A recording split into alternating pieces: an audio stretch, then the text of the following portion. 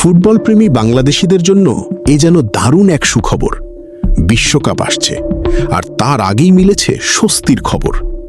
2026 FIFA বিশ্বকাপের সকল match দেখা যাবে ডিজিটাল প্ল্যাটফর্মে। বাংলাদেশের দর্শকদের জন্য সম্প্রচার সত্ত্ব পেয়েছে বাঙালি। তাদের ওটিটি প্ল্যাটফর্ম টফিতে সরাসরি দেখা যাবে বিশ্বকাপের একটি ম্যাচ। অর্থাৎ বাসে, ট্রেনে, অফিসে অথবা ঘরে বসেই মোবাইল ফোনে উপভোগ করা যাবে বিশ্বকাপের রোমাঞ্চ। বিশ্বকাপকে বলা হয় the greatest show on earth. 4 বছরের অপেক্ষার পর আসে ফুটবলের সবচেয়ে বড় এই মহাযজ্ঞ। আর সেই আসন নিয়ে এবার বাংলাদেশিদের জন্য এসেছে বড় সুখবর। বাংলালিংক জানিয়েছে তাদের গ্রাহকরা টফি অ্যাপে বিশ্বকাপের ম্যাচ লাইভ দেখতে পারবে। তবে এর জন্য ব্যবহার করতে হবে নির্দিষ্ট ইন্টারনেট কিংবা বিশেষ প্যাকেজ। নিজেদের ভেরিফাইড ফেসবুক পেজে বিষয়টি নিশ্চিত করেছে প্রতিষ্ঠানটি।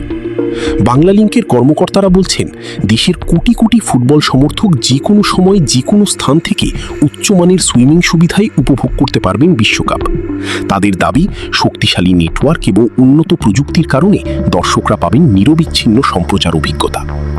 এদিকে টেলিভিশনে বিশ্বকাপ সম্প্রচার হবে কিনা সে বিষয়টি এখনও চূড়ান্ত হয়নি।